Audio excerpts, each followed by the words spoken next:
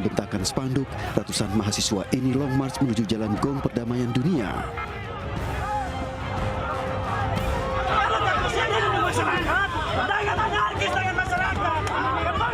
Meski mendapat pengawalan polisi, suasana unjuk rasa ini sempat memanas saat mahasiswa diminta membubarkan diri karena dikhawatirkan mengundang kerumunan di masa pandemi.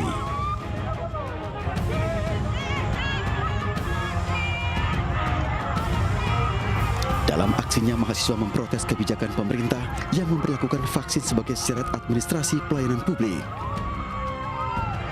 Mahasiswa menuntut Wali Kota Ambon mencabut pemberlakuan PPKM Mikro karena dianggap menyengsarakan masyarakat. Sejumlah mahasiswa yang dianggap sebagai provokator diamankan ke Mapolsek Sirimau, Kota Ambon.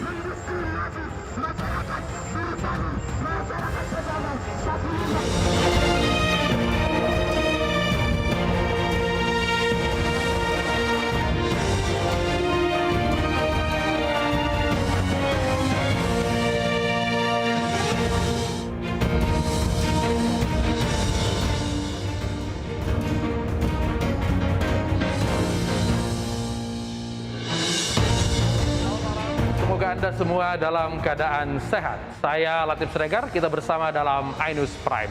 Pemirsa, hari ini kematian akibat COVID mencapai rekor lagi. Ada sebanyak 1.205 orang.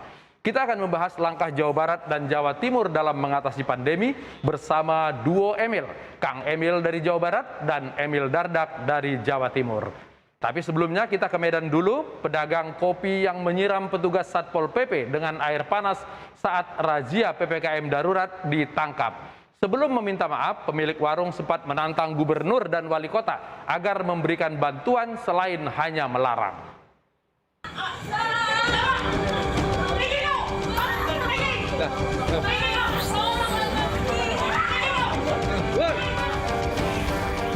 Rakes, seorang pedagang kopi yang menyiram anggota Satpol PP dengan air panas saat razia PPKM darurat dibawa ke Polrestabes Medan.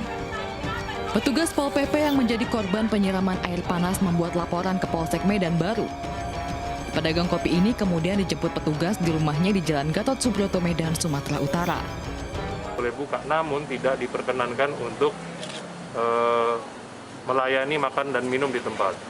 Jadi kalau beli, habis itu pulang boleh, atau ada pesan antar di situ, ada ojek online di situ boleh. Tapi yang ditemui oleh petugas saat itu bahwa Bapak Rakes ini yang pertama, hari pertama dia memang banyak yang makan minum di tempat.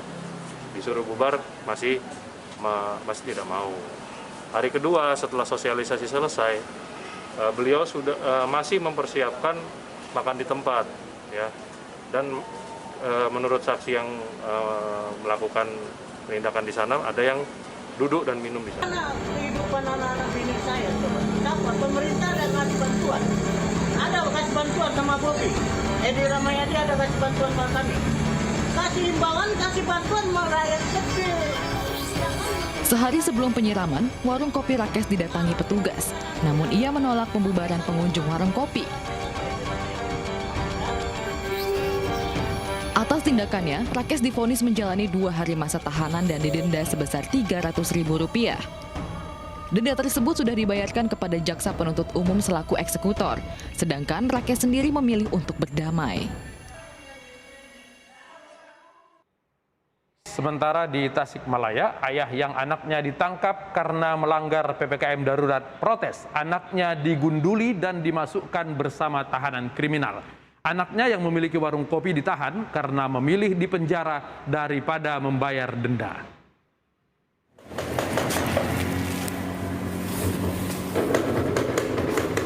Agus Suparman menggedor pagar lapas Tasikmalaya. Ia datang untuk memastikan anaknya, Asep Lutfi Suparman, diperlakukan dengan baik. Agus mendapat kabar anaknya yang ditahan 3 hari karena melanggar PPKM digunduli seperti tahanan kriminal. Saya mendapat berita dari radar itu bahwa anak saya kok sampai kayak sampai digunduli kayak gitu. Asep Lutfi Suparman, pemilik kedai kopi yang melanggar PPKM darurat, dijebloskan ke tahanan karena tindak pidana ringan. Meski ringan, lapas memperlakukannya sama dengan warga binaan lain karena tidak ada kamar khusus. Kita satukan dengan narapidana yang lain ya. Kalau ini nanti ada ruangan di tempat kami kan udah penuh semua, ya kan udah banyak, dan tentu ini digabung karena masa hukumannya berapa hari? 3 hari. 3 hari ya, cuma 3 hari. Mungkin dalam jangka waktu nggak lama juga nanti yang bersangkutan juga akan kembali lagi masa sekedar pelaksanaan dan juga penegakan hukum. Ya. Asep Lutfi diadili karena nekat membuka warung kopi melewati jam PPKM darurat. Ia divonis 5 juta rupiah atau subsidi 3 hari penjara. Ia memilih di penjara selama 3 hari dengan alasan dari penghasilan berjualan tidak bisa menutupi denda.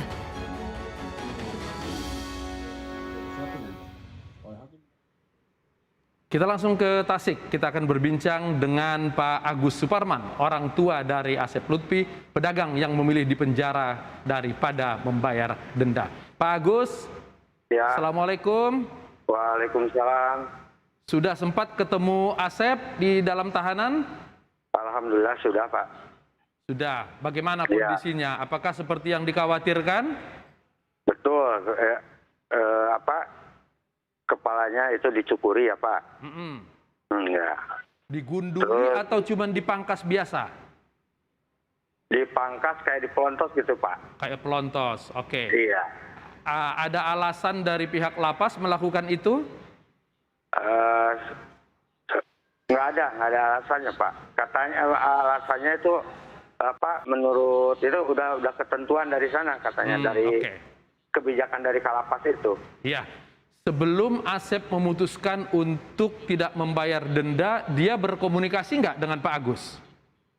Udah ada komunikasi, cuman dia tetap aja memilih untuk menjalani kurungan aja 3 hari katanya.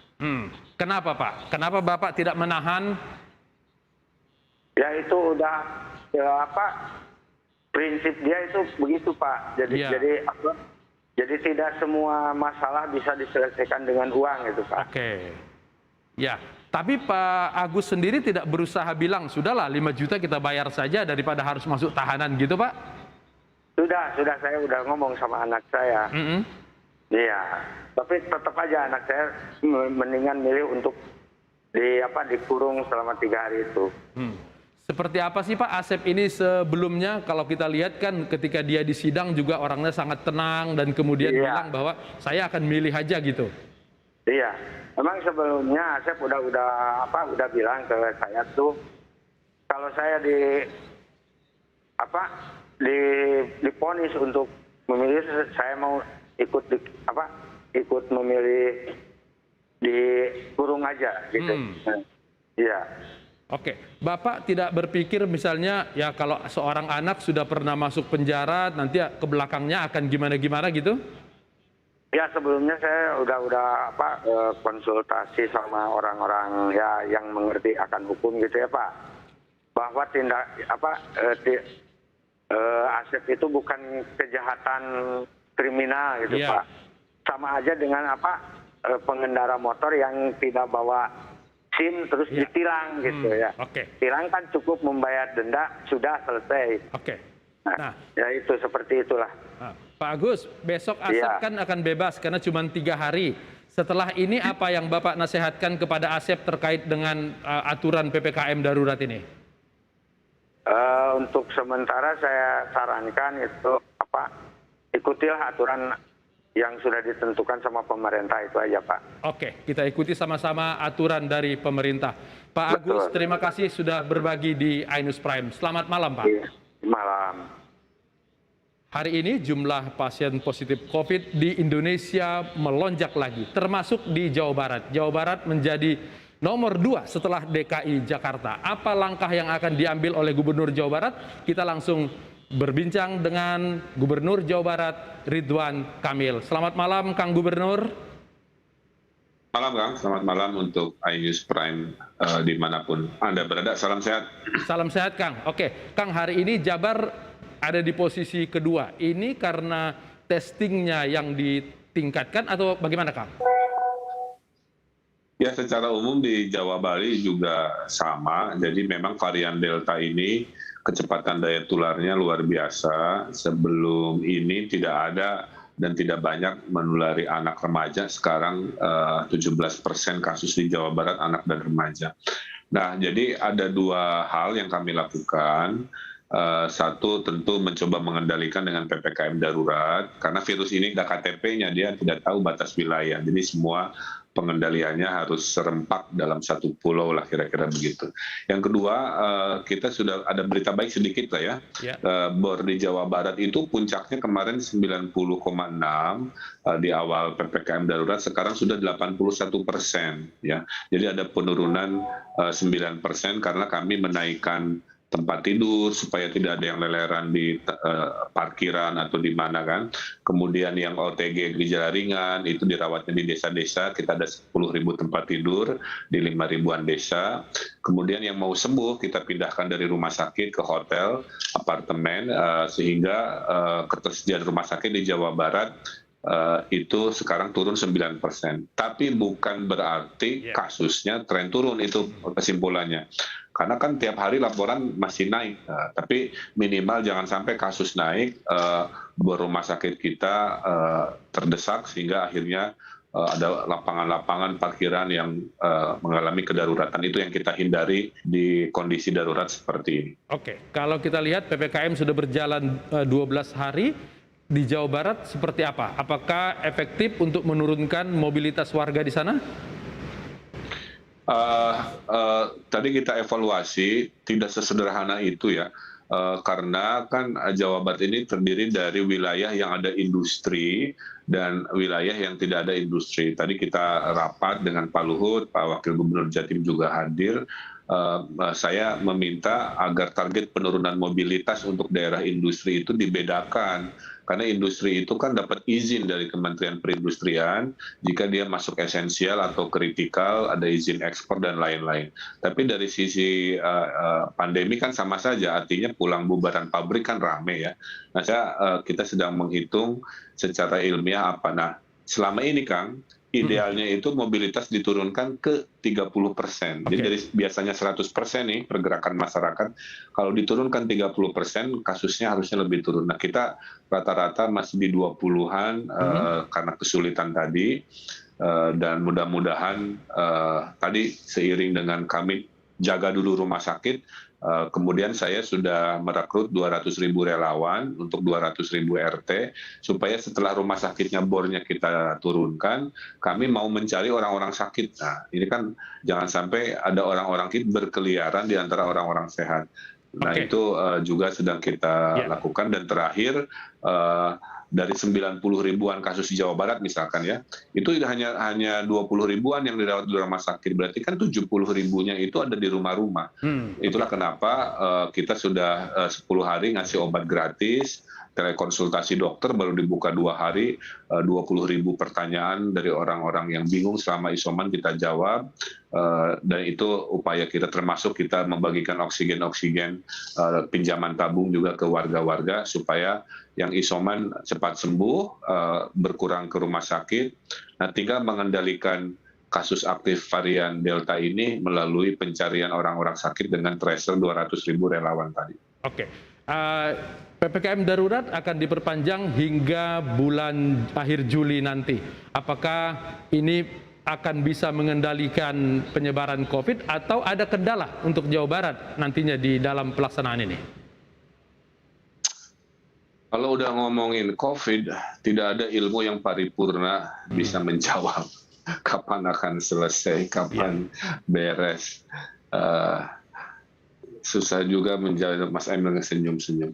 Nah, poinnya adalah kita ini ngambil keputusan berdasarkan senjata yang ada tersedia hari ini. Nah, senjata yang tersedia hari ini adalah vaksin dengan sejumlah sekian, kan begitu ya. PPKM darurat, senjata yang lain. Kita nggak punya lagi senjata-senjata lain, ibaratnya kalau perang ya. Nah, mudah-mudahan karena musuhnya tidak terlihat, dengan senjata namanya penurunan mobilitas PPKM darurat, peningkatan vaksin, kita bisa menurunkan kedaruratan. Karena hari-hari ini orang marah banyak, orang cemas, orang apatis, tidak mudah. Makanya butuh pengorbanan. Makanya saya bilang COVID ini adalah perang, jadi semua harus bela negara. Jangan gunakan logika normal di zaman perang. Jadi banyak orang yang meminta-minta fasilitas, kompensasi di saat situasinya tidak memungkinkan, kira-kira begitu. Oke, Kalau Kang, lagi tadi perang, Akang kan sudah semua orang menyinggung berlindung. soal banyak yang marah. Kalau ini diperpanjang, banyak sekali orang yang ekonominya terganggu akan marah. Apa yang dilakukan oleh Jawa Barat? Kemarin Akang sempat bilang 5 triliun sudah habis untuk anggaran. Ya, potensi pendapatan kita, saya juga Jawa Timur juga sama, semua sama. Jadi ada yang hilang puluhan ribu di jalanan, ada yang hilang jutaan di warung-warung, ada yang hilang miliaran di hotel-hotel. Kami, provinsi hilangnya 5 triliun. Satu hari PPKM itu sama dengan Jawa Barat kehilangan 23 miliar per hari pendapatan. Jadi semua tuh kehilangan, kira-kira begitu. Cuman levelnya tuh beda-beda. Juga saya mengingatkan kepada Satpol PP ini kan sambil kita ngurusin konsep, banyak drama-drama viral kan yang beredar seperti tadi yang ditampilkan. Saya ingatkan lagi khususnya di Jawa Barat, itu yang namanya denda itu urutan kelima, Mas. Yang pertama itu harusnya ditegur dulu secara lisan. Kalau malam ini ditegur, besok masih ngeyel, ada namanya teguran tertulis, kira-kira begitu. Kalau malam ketiga masih ngeyel, ada di hukum sedang. Di hukum sedang itu hukuman sosial, KTP-nya diambil, diumumkan ke publik, atau mungkin disuruh push up atau apa. Baru di nomor 6-nya itu masuk ke denda. Nah, saya sudah koreksikan, jangan baru pertama bertemu, apalagi mereka kriminal kan, langsung ke nomor 6, langsung main denda. Itu keliru. Harusnya urutan 1, 2, 3, 4, 5-nya dilakukan dulu. Baru terakhir makanya baru terakhir denda. Dan denda pun jangan langsung maksimal, karena dilihat dulu ini yang melanggar korporasi, perusahaan yang duitnya banyak. Atau orang kecil, atau ya, nasi goreng, tukang bubur, ya. Yang penting kan efek jerahnya. Baik, oke. Mudah-mudahan tidak ada yang marah-marah di sana dan COVID tidak semakin parah. Kang Emil, terima kasih sudah bergabung di Ainus Prime. Selamat malam, Kang. Malam. 23 pengunjuk rasa yang menolak PPKM darurat terkonfirmasi positif COVID-19. Informasi tersebut menjadi satu dari 5 berita pilihan yang kami siapkan khusus untuk Anda.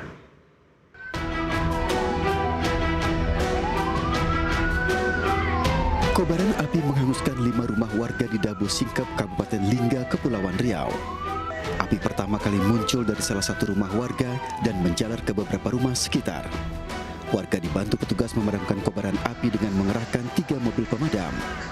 Belum diketahui penyebab kebakaran dan masih dalam penyelidikan petugas. Tidak ada korban jiwa dalam peristiwa ini, namun kerugian ditaksir mencapai ratusan juta rupiah.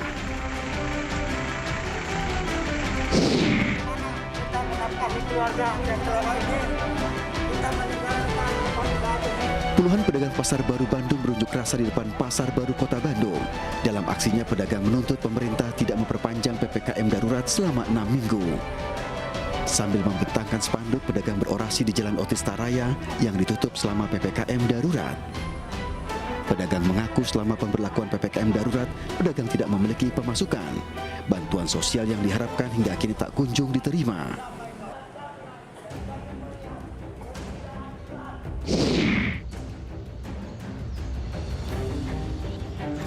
23 orang pengunjuk rasa yang diamankan polisi di Kota Pasuruan, Jawa Timur terkonfirmasi positif COVID-19.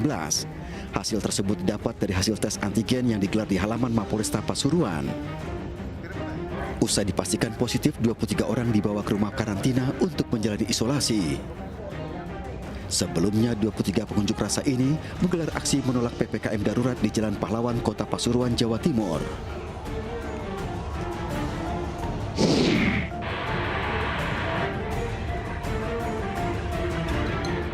Tim gabungan SAR Provinsi Kalimantan Barat terus melakukan pencarian korban tenggelamnya 14 kapal motor yang diterjang ombak pada Rabu dini hari. Pencarian dilakukan dengan luas area mencapai 492 nautical mile dan dibagi ke dalam 2 sektor. Dari 137 korban, 81 diantaranya berhasil selamat, sementara 51 orang masih dalam pencarian dan 5 orang dinyatakan meninggal dunia. Selain melibatkan 2 kapal perang TNI AL, pencarian terhadap 51 orang yang belum ditemukan juga melibatkan kapal nelayan setempat. Tenggelamnya 14 kapal motor terjadi disebabkan cuaca buruk yang terjadi di perairan Muara Jungkat, Muara Pemangkat, dan Muara Kubu.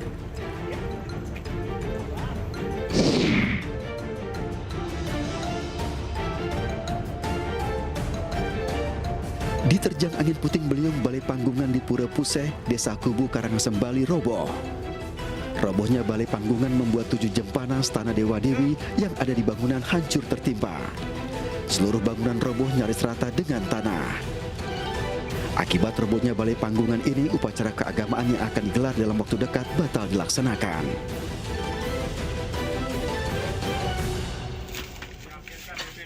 Bapak besok ke sini. Meski mobilitas warga terus dibatasi, namun angka positif dari hari ke hari makin meninggi. Mengapa itu terjadi? Usai jeda, kami akan membahasnya dengan Wakil Gubernur Jawa Timur dan seorang epidemiolog dari Universitas Airlangga bersama Mas Emil dan Mas Windu. Tetap di Ainus Prime.